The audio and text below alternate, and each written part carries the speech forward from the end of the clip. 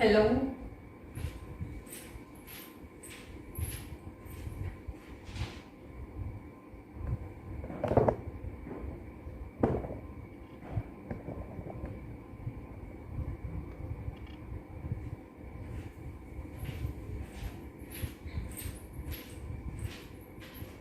Hello, welcome back students. In today's video we are going to start our next chapter, that is chapter number 2 and name is that how computer works. ये पहले भी मैंने आपको 2 बार बोला था, फिर से हम देखने वाले हैं. So computer does different types of tasks and how it does that. Computer works very systematically. Computer कैसे वर्क करता है? सिस्टमेटिकली, एक सीक्वेंस से ये काम करता है. To perform any task for us it requires data and instructions for us. कल मैंने आपको वीडियो डाला था what is data and instruction, आपने देखा होगा. डेटा क्या होता है? फिगर एंड फैक्ट्स, ठीक है, एंड इंफॉर्मेशन जो कंप्यूटर में प्रोसेस होके मिलती है आपको.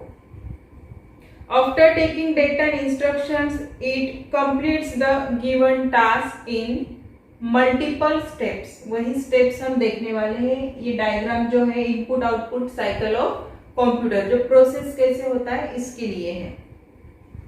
The steps to complete a given task are called input output cycle. जो आपको यहाँ पे दिख रही है डायग्राम वो है. सो इनपुट आउटपुट साइकिल कैसे वर्क होती है ये हमें देखना है. So this is your diagram. Random access memory where there are some instructions which are given by the users, जो हम दे रहे हैं कंप्यूटर को. यहाँ पे रिजल्ट है. देन लास्ट में देखो आउटपुट डिवाइसेस दिख रहा है आपको, यहाँ पे है input devices. Then data processed as per instructions. Systematically ये वर्क करता है, यानी कि जो भी डेटा प्रोसेस हो रहा है वो सीक्वेंस से हो रहा है. ये है माइक्रो प्रोसेसर. आपको याद है माइक्रो प्रोसेसर मैंने पढ़ाया था. इसका काम, it controls your central processing unit, जो भी है सीपीयू, उसको ही हम माइक्रो प्रोसेसर बोलते हैं, जो पूरा वर्क कंप्यूटर का हैंडल करता है. देन यहाँ पे है स्टोरेज डिवाइस. सीपीयू 3 पार्ट्स में डिवाइड होता है, that is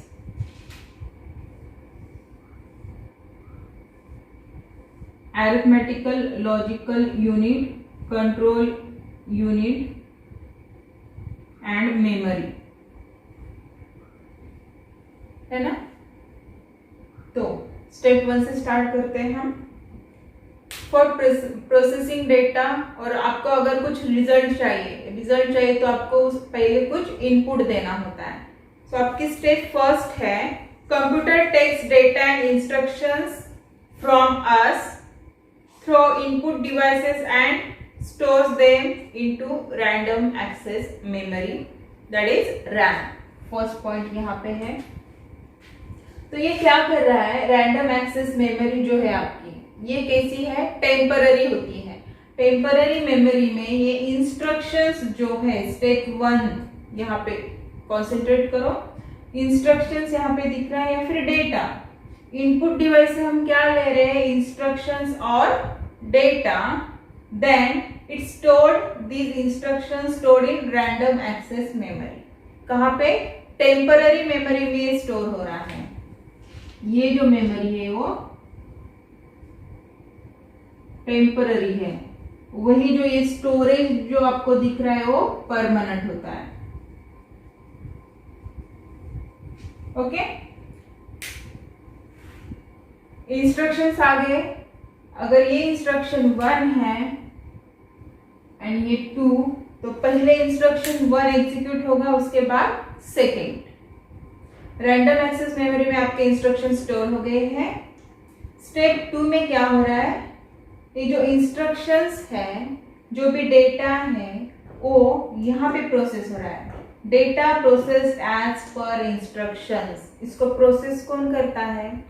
arithmetical logical unit, ठीक है. इसमें जो भी डेटा है, जैसे कि हमने एडिशन दिया है, मैं हमेशा यही एग्जांपल देती हूँ एडिशन का, a + b. तो क्या हो रहा है, ये किसका काम है, अरिथमेटिकल ऑपरेटर का है। तो ये सेक्शन यहाँ पे वर्क करेगा डेटा प्रोसेस रहने के। जो भी डेटा है प्रोसेस हो गया यहाँ पे, उसके बाद क्या होता है, सेकेंड स्टेप देखो, microprocessor then reads the data and instructions from the RAM. It carries out instructions and generate results. It stores result back into RAM. ये क्या कर रहा है, it carries out instructions and generate result. उसके ऊपर process होके यहाँ पे डेटा रिजल्ट जो भी है यहाँ पे क्या हो रहा है, जनरेट हो रहा है and back it stores result back into RAM. तो जो भी डेटा यहाँ पे प्रोसेस हुआ है वो कहाँ पे स्टोर है, ये देखो यहाँ पे back to random access memory. क्या हुआ, यहाँ से डेटा आया स्टेप फर्स्ट में, सेकेंड में यहाँ पे स्टोर हुआ एज ए इंस्ट्रक्शन और डेटा जो भी है रैंडम एक्सेस मेमोरी में, फिर यहाँ पे अरिथमेटिकल लॉजिकल यूनिट में ये डेटा प्रोसेस हुआ, फिर रिजल्ट कहाँ पे स्टोर हुआ, again in a random access memory. Now third step, from RAM the result is transferred to the output devices. RAM से डेटा कहाँ पे ट्रांसफर हो रहा है, आउटपुट डिवाइस। वहां पे देखो स्टेप 3 आउटपुट डिवाइसेस, यहाँ पे आपका रिजल्ट जा रहा है। Now step 4, all these results that are required in future are stored on the some suitable storage device of computer if you need this data for a future। जैसे कि हमने result बनाया है स्टूडेंट्स का, तो अरिथमेटिकल लॉजिकल यूनिट में क्या होगा, एडिशन होगा of your all subject marks, then उसके परसेंटेज निकलेंगे, टोटल निकलेगी, ठीक है, सब कुछ अरिथमेटिकल लॉजिकल यूनिट में होगा। टेम्पररी पर्पस के लिए रैम में पूरा काम होता है, जैसे कि इंस्ट्रक्शंस यानी के सब्जेक्ट 1 एंड सब्जेक्ट 2 के मार्क्स यहाँ पे आ गए, जो भी है सब्जेक्ट 2 सब्जेक्ट 1 और ऊपर इंस्ट्रक्शंस है, आपके सब्जेक्ट्स 10 है सपोज, तो एक एक एक ऐड होगा, यहाँ पे एडिशन होगा S1 plus S2 plus up to S10, ठीक है, ये क्या हो रहा है, एडिशन हो गया, फिर परसेंटेज निकलेगा, ओके। और ये जो भी डेटा है आपका रिजल्ट यहाँ पे रैम में ही स्टोर होगा, ओके। आप इमीडिएटली इसका प्रिंट निकाल सकते हो। आउटपुट डिवाइस में क्या क्या आता है, मॉनिटर है, प्रिंटर है, एलसीडी प्रोजेक्टर है, ठीक है। तो अगर मुझे प्रिंट चाहिए मेरे रिजल्ट का, तो क्या करूंगी मैं, डायरेक्टली प्रिंट ऑप्शन के ऊपर क्लिक करूंगी। मुझे वो स्टोर करके रखना है, बाद में पब्लिश करना है, तो क्या करना है आपको, you have to save that file. हमने एक्सेल में डेटा प्रिपेयर किया है, तो वो फाइल हमें स्टोरेज डिवाइस के ऊपर सेव करनी है, तो परमानेंट सेव हो जाता है। इन फ्यूचर आपको जब भी चाहिए हो, जैसे कि पेरेंट्स मीटिंग है, मुझे रिजल्ट दिखाना है, आप मेरे पास आए रिजल्ट के लिए, तो मुझे रिजल्ट दिखाना है, प्रिंसिपल ने मुझे पूछा रिजल्ट के लिए, तो मुझे रिजल्ट दिखाना है, तो कितने बार एक्सेस करूंगी मैं मेरे डेटा को, एनी टाइम, जब जब मुझे जरूरत पड़ेगी तब मैं उसको क्या करूंगी, एक्सेस करना है, यानी कि जो भी स्टोरेज डिवाइस में, सेकेंडरी स्टोरेज डिवाइस में हमने सेव किया है वो डेटा रीड करना, ठीक है, वो फाइल ओपन करके देखना। जैसे कि आपके मोबाइल में बहुत सारे पिक्चर्स, अपने फोटोज क्लिक करके रखे हैं, आपको जब भी याद आएगी आप वो ओपन करके देखते हो, है ना, क्यों, क्योंकि वो वहां पे स्टोर्ड है, परमानेंट स्टोरेज में वो स्टोर्ड है, इसलिए वो आपको दिखते हैं। जैसे कि नेट के ऊपर आपने बहुत सारे इमेजेस देखे हैं सर्च करके, उसके बाद सब कुछ क्लोज कर दो और बाद में देखो, आपको दिखेंगे, नहीं दिखते, क्योंकि वो रैंडम एक्सेस मेमोरी में होते हैं, वो टेम्पररी स्टोर होते हैं। ये डिफरेंस है इसमें secondary storage and primary storage में, ओके। तो जो भी डेटा है अगर आपको सेव करना है, 4 स्टेप्स में दिया है, so all this result that are required in future अगर आपको कुछ डेटा चाहिए तो उसको आपको स्टोर करना है on some suitable memory unit और स्टोरेज डिवाइस, ठीक है। तो ये है आपका input output cycle of computer.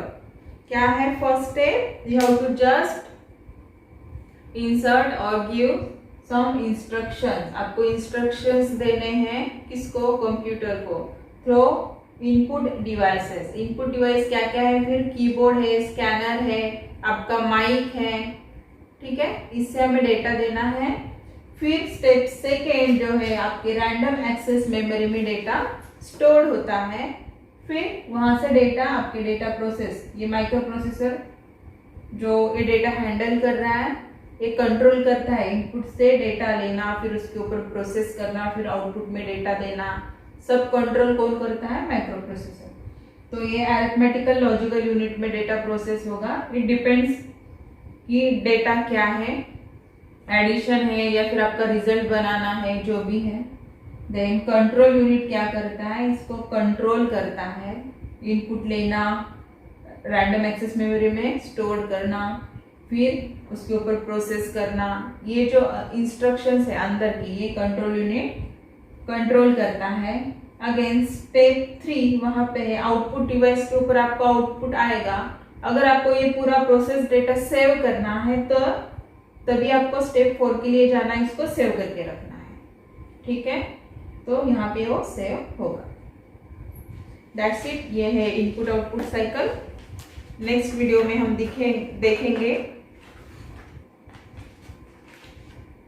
In next video we will see that what is data and what is instruction, then what is processing, what is information in detail. बहुत सारे छोटे छोटे कंसेप्ट्स हैं, हम एक साथ देखेंगे। आज सिर्फ आपको ये life cycle input output cycle of computer जो है वो ठीक से समझ के लेना है। ये आप 1 या 2 बार देख लो, आपको समझ में आएगा। फिर हम नेक्स्ट कंसेप्ट के लिए जाएंगे। Thanks for watching this video.